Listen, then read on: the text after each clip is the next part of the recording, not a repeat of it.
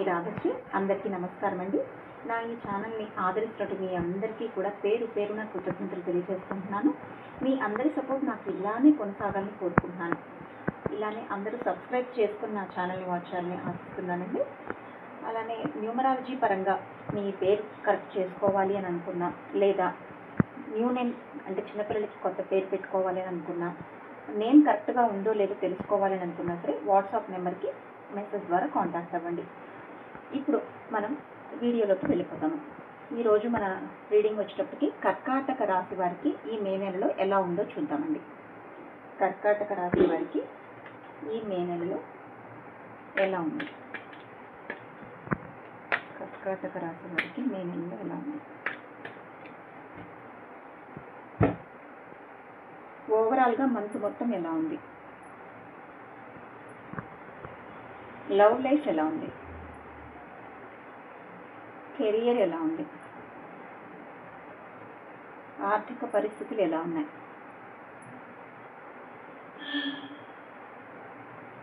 ఆరోగ్యం ఎలా ఉంది? ఫ్యామిలీ లైఫ్ ఎలా ఉంది? సామాజికంగా ఎలా ఉంది? అసలు తీసుకోవాల్సిన జాగ్రత్తలు ఏంటి? యూనివర్స్ మీకు ఇచ్చిన సలహా ఏంటి? ఈ నెల మొత్తం కూడా మీకు చాలా బాగుంటుందండి. ఎటువంటి ప్రాబ్లమ్స్ కనిపించడం లేదు. కొంతమేర కొన్ని వాటిల్లో తప్పించి మిగతా అన్నిటి పరంగా కూడా చాలా బాగుంది. మీ లవ్ లైఫ్ వచ్చేటప్పటికి మీరు లవ్ చేస్తున్న వాళ్ళు కొంచెం అంటే మీరు వాళ్ళని ఇష్టపడుతున్నారు, బట్ వాళ్ళు మాత్రం మీ మీద అంత ఇష్టాన్ని అయితే చూపించడం లేదు. ఆ పరంగా మీరైతే బాధపడుతున్నట్టుగా కనపడుతుంది. కెరియర్ పరంగా మీరు వ్యాపారం చేస్తున్నా, బిజినెస్ చేస్తున్నా, లేకపోతే స్టడీస్లో ఉన్నా కూడాను మీ అందరికీ విజయం అనేది ఖచ్చితంగా ఉందండి. చాలా బాగుంటుంది. ఇక మీకు ఆర్థిక పరంగా చాలా బాగుందండి. మీకు నేమ్ అండ్ ఫేమ్ కూడా చాలా బాగా వస్తాయి. ఆర్థిక పరంగా కూడా మీరు ఇద్దరి కంటే కూడా చాలా మెరుగుదల ఇప్పుడు చూస్తారు. మీ ఆరోగ్యపరంగా మీరు కొంచెం మానసికంగా మీ అంతటంటే మీకు అసంతృప్తి, మీకు ఏదో సాధించాలి, అది నా లైఫ్లో లేదు అనేటటువంటి అసంతృప్తి వల్ల మీకు మానసికమైన ఒక రకంగా అసంతృప్తి మాత్రమే కనిపిస్తుంది. మిగతా అన్ని పరంగా బాగానే ఉంది. ఫ్యామిలీ పరంగా మీరు మీ ఫ్యామిలీకి కొంచెం దూరంగా ఉండి ఉండొచ్చు. అది జాబ్ పరంగా కానీ ఏ కారణం చేతనైనా సరే మీరు మీ ఫ్యామిలీని కలుసుకోవాలని, వారితో టైం స్పెండ్ చేయాలని అనుకుంటున్నారు.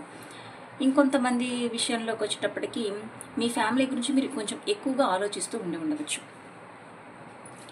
సామాజికంగా వచ్చేటప్పటికి మీ చుట్టుపక్కల వాళ్ళు కానీ, మీ జాబ్లో కానీ, లేకపోతే మీ ఇంటి చుట్టుపక్కల వాళ్ళు ఎవరైనా సరే మీకు వారి పనులు కూడా మీకు అప్పచెప్పడము, లేదా మీరే వారి పనులు మీ నెత్తి మీద వేసుకోవడము, ఇలాంటి వాటి వల్ల బరువులు బాధ్యతలు కొంచెం పెరిగే అవకాశం ఉంది.